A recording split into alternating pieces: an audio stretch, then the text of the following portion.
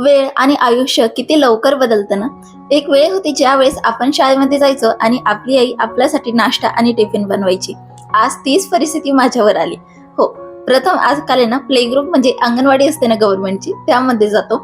अजून तरी त्याचं प्रॉपर ऍडमिशन वगैरे काही झालेलं नाहीये. पण इथे जेव्हापासून शिफ्ट झाले ना, तर इथे आहे ना शेजारीच आहे ना गव्हर्नमेंटची जी काही अंगणवाडी असते ना ते आहे.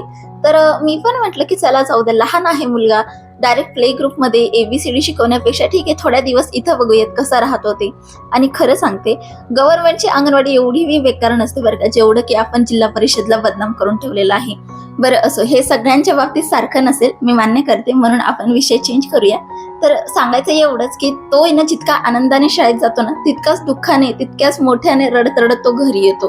म्हणजे त्याला ना मला कधी कधी बळजबरी उचलून घरी आणावं लागतं, इतका तो त्या अंगणवाडीमध्ये रमून जातो. म्हणजे बघायला गेलं ना, तिथं फक्त लहान लहान मुलं असतात आणि ते जास्त काही अभ्यासाचा वगैरे लोड नसतो तिथं. फक्त आहे ना खेळायचं काम, खायचं आणि बसायचं एवढंच तिथं असतं. आणि थोडक्यात सांगायचं तर मुलांना आहे ना डायरेक्ट प्ले ग्रुपमध्ये अशा लांब लांब शाळेत टाकण्यापेक्षा जवळपास जर अशी गव्हर्नमेंटची काही अंगणवाडी वगैरे असेल ना, तर तिथं खरंच तुम्ही प्रेफर करा बरं का.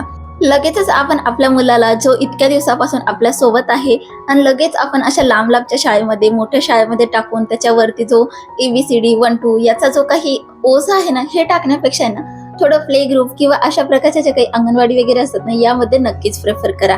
बघायला गेलं ना तर प्रथम आता सध्या फक्त 2.5 वर्षाचा आहे, त्यामुळे मला हा जो ऑप्शन आहे ना माझ्या कन्व्हिनियन्स मध्ये होता, म्हणून मी हा ऑप्शन सिलेक्ट केला. तुमच्याकडे जर काही बेटर ऑप्शन असेल तर तुम्ही नक्कीच सिलेक्ट करू शकता. बरं असो, खूप झाली बडबड. आता मला आहे ना प्रथमसाठी इथं नाश्ता बनवून घ्यायचा होता. तर त्याला नाश्त्यामध्ये ना मी इथं त्याची आवडीची दाल खिचडी वगैरे बनवून घेत आहे. हे सकाळी सकाळी झटपट पण बनून जाते आणि महत्वाचं म्हणजे मुगाची डाळ असते यामध्ये, तर हेल्दी पण आहे. आणि सगळ्यात महत्वाचं म्हणजे त्यालाही आवडते आणि मलाही बनवायला सोपी जाते.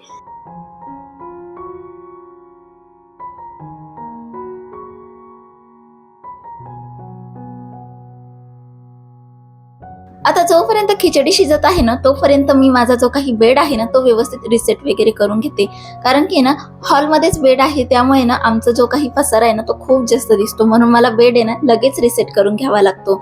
नाहीतर आहे ना, पूर्ण दिवसभर घरामध्ये आळस आणि पसारा पसारा दिसतो.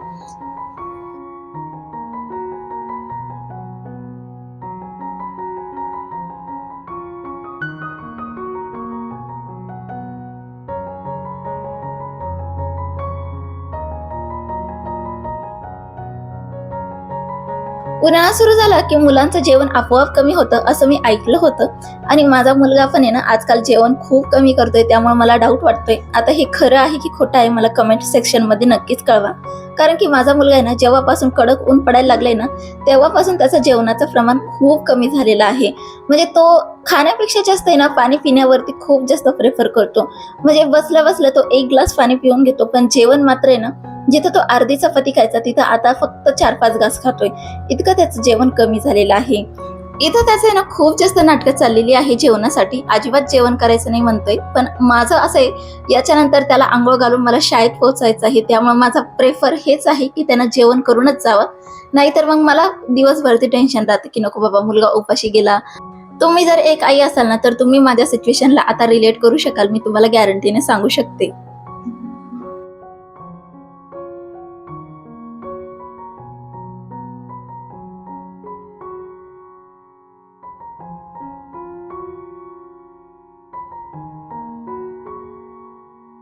प्रथमला थोडंफार तरी जेवण भरवलं आणि त्यानंतर मग मी माझा हेअर वॉश वगैरे करून घेतला, जो की बऱ्याच दिवसापासून पेंडिंग होता. आणि त्या लगेचच मी प्रथमचंही अंघोळ वगैरे घालून घेतलेली होती. कारण की याला आता मला शाळेत सोडवायचं आहे, तर त्याची सुद्धा मला इथं तयारी करून द्यायची आहे.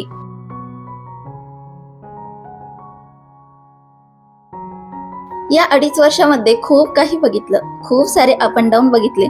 पण माझा मुलगा किती लवकर मोठा झाला याकडे लक्षच गेलं नाही. जी 2.5 वर्षापासून सवय होती आपल्या मुलाला आपल्या डोळ्यासमोर बघायची, आता ती सवय आहे ना थोडीशी आता डिस्टन्सवर ठेवावी लागणार आहे. कारण की कमीत कमी 2-3 तास आरामात भेटतील, मी टाइम भेटेल याचाही आनंद आहे. आणि 2-3 तास तो मला दिसणार नाही, यामुळे मला थोडंसं असं बेचैनी होते मनामध्ये. पण काय करावं, आपल्याला सगळं काही हे बघावंच लागतं, या स्टेजेस असतात लाईफमध्ये.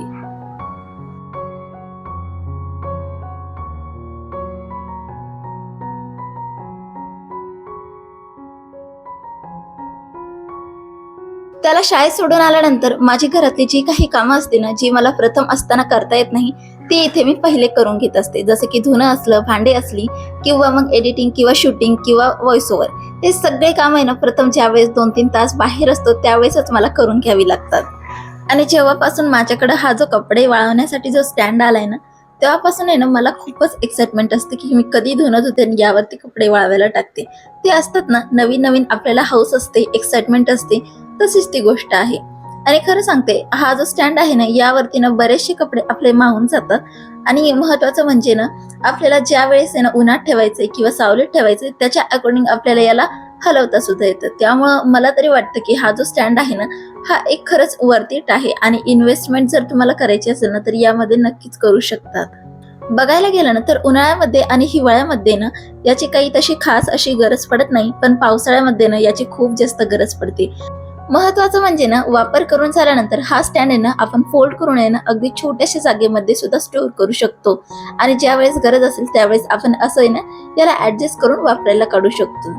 आता हे जे काही असे चोचले असतात ना, हे गावाकडे अजिबात चालत नाही. गावाकडे धडाधडा आपण जी काही दोरी असते ती बांधतो आणि त्याच्यावरती कपडे वाळवतो. पण सिटीमध्ये ना आपण कितीही काही विचार केला ना, तर असं काही होत नाही. आपल्याला प्रॅक्टिकल विचार करावा लागतो. आपल्याकडे एवढी जागा नसते. मग त्यावेळेस आहे ना आपल्याकडे हे एक असे ऑप्शन असतात. तर बहुतांश लोक जे माझे व्हिडिओ बघत असतील की याची काय गरज आहे, तर हा आहे ना प्रत्येकाचा दृष्टिकोन आहे. खेड्यामध्ये जागा आहे त्यांना याची काहीच गरज नाही, मी तुम्हाला खरं सांगते. पण सिटीमध्ये ना छोटे छोटे घर असतात, छोट्या छोट्या बाल्कनी असतात, त्यामध्ये ना हे खूप जास्त कारगर ठरतं. कोणतीही कमेंट करताना आहे ना विचार नक्कीच करून घ्या. अशा घालता रो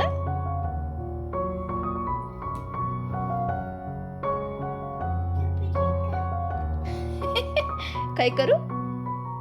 दुपारी 2 वाजेपर्यंत प्रथम घरी येऊन जातो आणि घरी आल्यानंतर आहे ना कमीत कमी ना अर्धा एक तास आमचा असाच पसारा चालतो.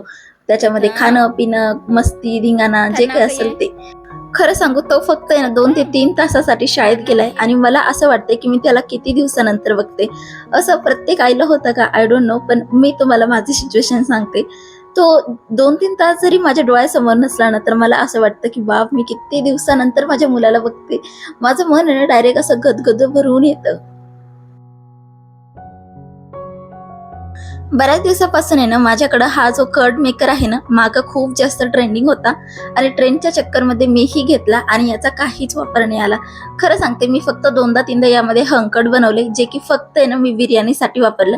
आणि त्यानंतर याचा माझ्याकडून काहीही वापर झाला नाही. पण म्हटलं आता उन्हाळा लागलाय तर आपण मस्तपैकी श्रीखंड आता घरीच बनवूया, त्या निमित्ताने किंवा ना याचा वापर होईल या हिशोबाने मी याला वापरायला काढले. आता बघूया याचा मी वापर किती करते ते.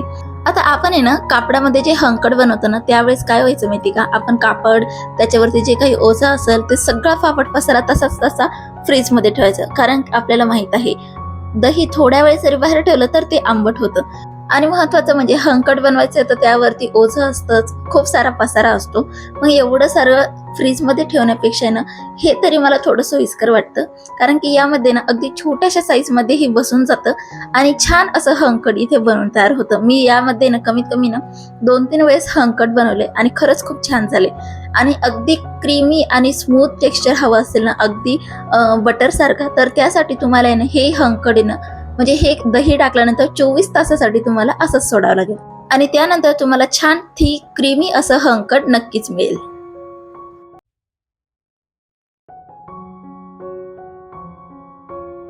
शाळेमधून आल्यापासून आहे ना प्रथमचा नुसता हट्ट चालू होता की मला आईस्क्रीम खायची, आईस्क्रीम खायची. आणि मी त्याचा एरवी असा हट्ट कधी प्रोव्हाइड करत नसते, कारण की ऑब्व्हियसली पावसाळा आणि हिवाळ्यामध्ये थंड वातावरण असतं तर आईस्क्रीम आपण देणं अवॉइड करतो. पण आता सध्या उन्हाळा चालू आहे त्यामुळं सर्दी वगैरे होण्याची काही शक्यता नाही, म्हणून मी त्याच्यासाठी ऑर्डर करून घेतलेलं होतं. नाहीतर त्याचं हे हट्ट जर असतात ना पावसाळा आणि हिवाळ्यामध्ये मी अजिबात प्रोव्हाइड करत नाही.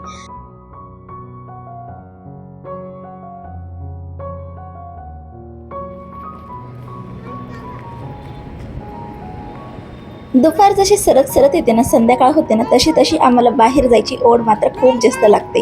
तर संध्याकाळी ना प्रथमला मला दररोज बाहेर घेऊन जावं लागतं आणि मी सुद्धा ते प्रेफर करते की त्याचा जो काही 5 ते 6 जो काही 1 तास असतो ना, तो मी त्याच्यासोबत बाहेर फिरायला जाईल, जेणेकरून माझा सुद्धा वॉक होतो आणि त्याचा सुद्धा खेळायला भेटतं.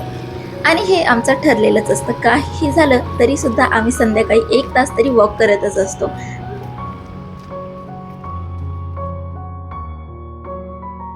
इथे जवळच मंदिर आहे, त्यामुळे ना मी त्याला आहे ना दररोज संध्याकाळी मंदिरात घेऊन जात असते. त्यामुळे हे खूप जास्त फॅमिलियर त्याला झालेलं आहे. आणि इथं गेल्यानंतर आहे ना तो खूप जास्त मोकळा खेळतो. आणि मला सुद्धा आहे ना थोडं टेन्शन फ्री राहता येतं, कारण की हे जे मंदिर आहे ना याला फक्त एकच एंट्रन्स आहे आणि बाकीच्या सगळ्या साईडनी याला आहे ना कंपाऊंड वगैरे केलेलं आहे. आज तरी तो एकटाच आहे, नाहीतर आहे ना इथे त्याला 2-3 मैत्रिणी किंवा मित्र असतातच खेळण्यासाठी. आज आम्ही जरा लवकरच आलेलो आहोत. आणि तिथं याचं असं मोकळं खेळणं आहे ना मला खूप जास्त आवडतं. त्याला असं खेळताना बघून आहे ना माझं मन आहे ना खूप जास्त आनंदित होऊन जातं.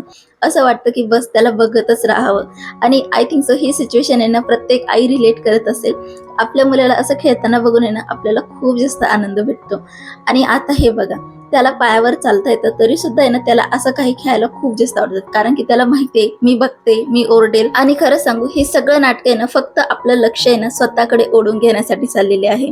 आय थिंक सो तुम्ही सगळेजण याच्यातनं गेलेले असाल किंवा तुम्ही अनुभव सुद्धा घेत असाल. बरं असो, आजचा व्लॉग मी इथंच संपवते याच्या गोड खेळण्यावर. आणि भेटूयात आपण अजून एका इंटरेस्टिंग ब्लॉगसह. कसा वाटला आजचा व्लॉग मला कमेंट सेक्शनमध्ये नक्कीच कळवा. भेटूयात अजून एका इंटरेस्टिंग ब्लॉगसह. Bye bye.